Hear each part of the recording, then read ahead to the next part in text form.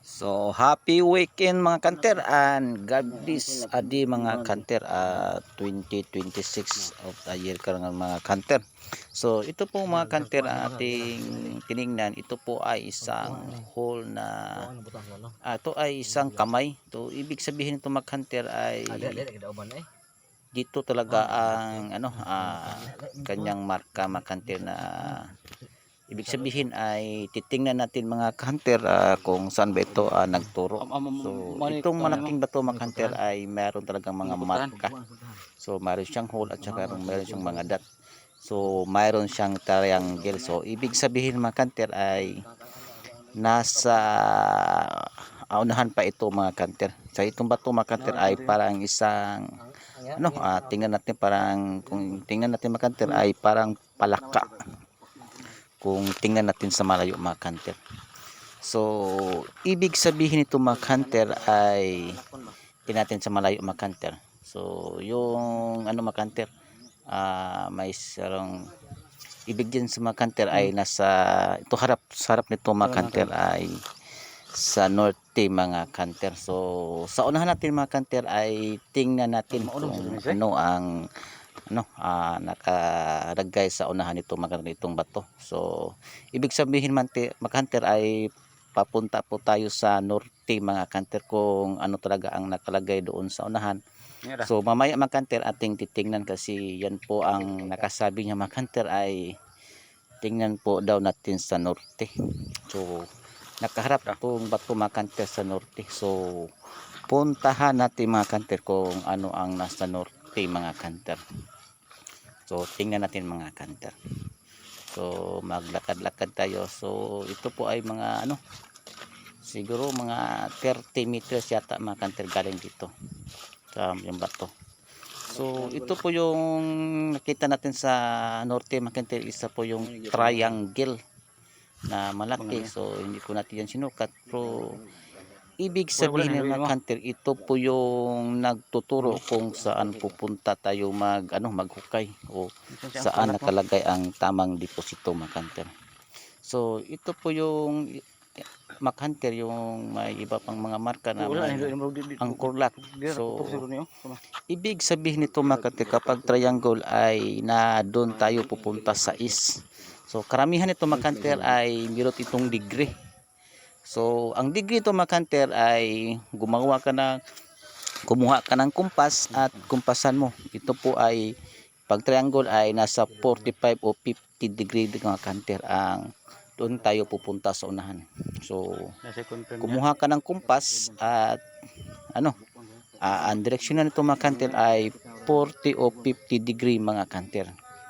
So pag kumpas mo kanter ay kailangan sit up sa 45 o 50 degree mga kanter kapag triangle ang nakalagay dito mga kanter. So ibig sabihin ng mga kanter ay nandito talaga ang tamang direction o saan siya nagtuturo mga kanter. So meron pa siyang mga anchor lock na kasama mga kanter. So ganyan lang pagdiko dito mga kanter ay pag tayo ay nakita ng triangle ay ibig sabihin ay doon tayo sa degree 45 degree o 50 degree mga kanter. So ibig sabihin ay northeast talaga mga kanter ang totoong nakalagay ang kayamanan mga kanter. So ganyan talaga mga kanter kapag tayo ay mag analysis o anong ang kahulugan nito mga kanter. So tingnan natin mga kanter, ito ay napakalaki, nakaharap siya sa norte.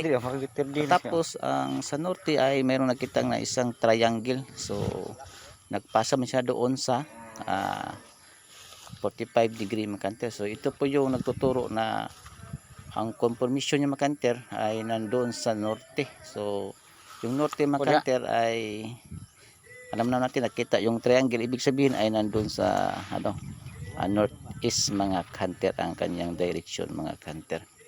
So napakalaki talaga ang marka dito mga kanter. So hindi natin akalain na ito pala ay totoo na mayroon talagang nakalagay na kayaman nito sa area nito mga kanter. Kaya lang atip itong i-layout mga kanter ang area para malaman natin mga kanter kung Tagalog mga angkor lock, no? ilang meters yan nakatago galing sa mga marka mga kanter. So galing talagang mga kanter yung mga hapon mga kanter. So ito pong kasama natin mga kanter ay ito po ay yung mga pinsan ko at mga kapatid ko mga kanter. Sila po ang nag sa akin mga kanter, nag-ano sa area, nagtingin kung ano ba talaga ang mga iba pang mga marka nito mga kanter na nalagay sa mga hapon mga kanter. So simple lang ito pag pagliko dito mga kanter ay itong bato na mayroong hole at saka parang siyang palaka. So meron siyang symbol na guto north. So pag guto sa north mga kanter ay nakita yung bato na triangle sa unahan, tapos ay alam naman triangle ay may direksyon yan na kahina-hinala mga kanter, kaya kanya lang pang mga kanter pag layout sa area mga kanter. Kaya ang treasure mga kanter ay hindi lang basta-basta kung ano talaga ang dapat natin gawin o paglikod mga kanter, kasi maraming mga marka o iba pang mga marka dahil ang ibig sabihin niyan mga kanter ay hindi lang yan ang totoong mga treasure mga kanter. Meron pa yung mga giveaways na nakalagay dito mga kanter na pang marami pa na hindi natin nakalain, ay ito ay mababaw lang. So ibig sabihin ay ito po ay giveaways na, kasi sa paligid nito mga kanter ay kung titingnan natin mga kanter ay marami pang mga marka na ibig sabihin ay mayroon pang mga giveaways na nakalagay sa unhan at hindi lang malayo mga kanter. So ganyan lang mga kanter pag pag tayo ay makikita ng mga marka. So happy hunting sa inyo mga kanter, and God bless all, and happy hunting sa inyo mga kanter, and God bless all you mga kanter.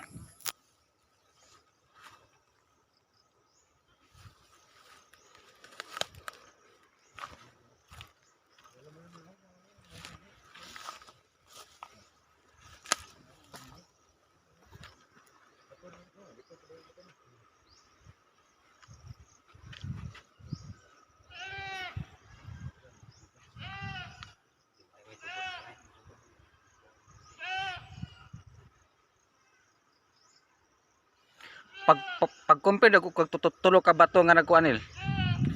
Kina si heart oh. Wa ka kabantay ni no. Hello? Heart mo ni. Ay. Si heart niyo. Kay heart man niyo.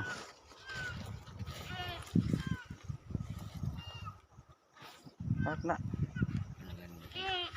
Aba no. May Andre. Nang heart na ako no. Ni gamay na ko.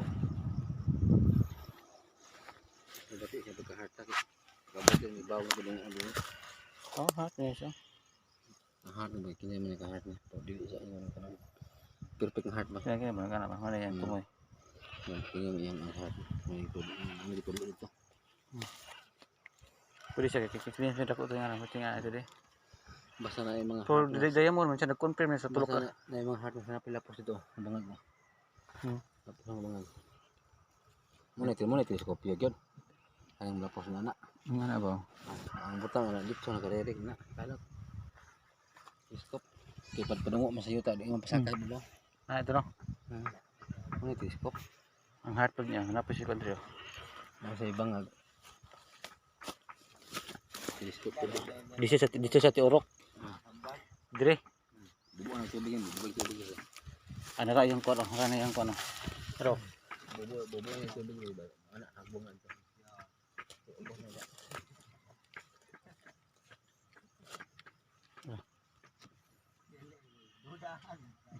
Gulbar ba yung yung ano bangag?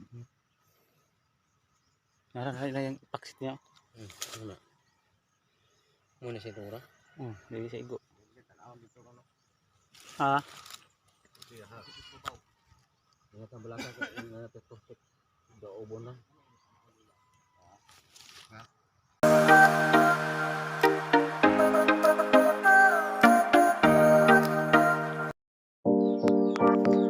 mga ka-hunters, this is my Tid Hunter, ang inyong gabay sa pagtitreasure. Mga ka-hunter, kung hindi pa kayo nakasubscribe sa aking channel, pakisubscribe at pakiclick ang notification bell para lagi kayong updated sa mga susunod mga i-upload ko mga ka-hunter. Shout out po pala mga ka-hunter dyan to all Philippines, Luzon, Visayas, Mindanao. Happy hunting sa inyo mga ka-hunter.